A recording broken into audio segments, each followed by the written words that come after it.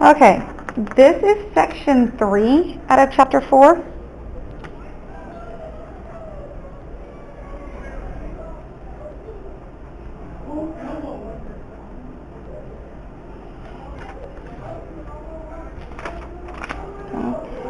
These notes will be shorter than yesterday's just because the proofs in this section are going to look exactly the same as the proofs from last section except for the last step. It's still going to be the same logic and the same concepts. You just have 2 new theorems. ASA, hopefully you can kind of guess what that means. If SAS is side angle side, then this is going to be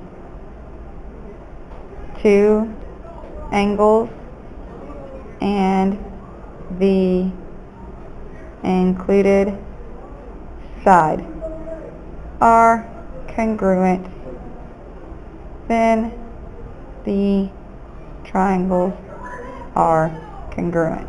So what this picture would look like, instead of it being a side and a side and an angle, is going to be an angle, and a side. And you should have 2 triangles that have matching symbols. Okay? Your other postulate is going to be AAS. 2 angles and a non-included side are congruent, then the triangles are congruent. This picture is going to be an angle and an angle, but instead of the side between them, it's going to be one of the 2 on the outside of them.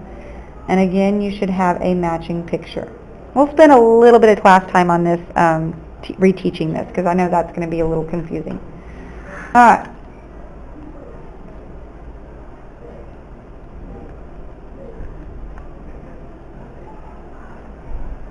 Okay.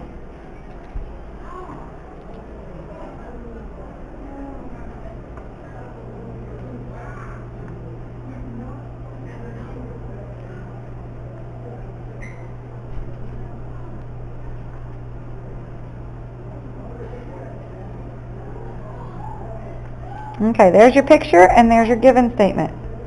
So we need to do a proof. First, write your given statement. XR bisects TQ and XQ is parallel to TR. Given. Alright, so what else do we know in the picture? Okay, at this point we're not told anything's congruent, nothing. But we do know things are parallel, which means we're going to have some angle congruence, right? Anytime you see parallel lines, you're going to have angle congruence. Which angles are equal? Well, that one's equal to that one. And if you look at this transversal, this angle is also going to be congruent to that angle. Okay? So we have 2 angle congruence by AIA.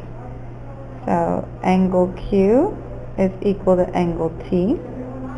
And angle X is equal to angle R.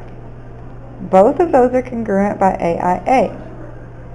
Now, what else do we have congruent? We also know that XR bisects TQ. That means this is the sword, and this is what's getting cut in half. So that means this is going to be equal to that. TM is equal to MQ. And that's because of this word right here. Anytime you're giving a statement because of a word, it's just going to be the definition of that word. Alright, which one of the theorems is represented here? Okay, we have 2 angles and a non-included side. So the triangles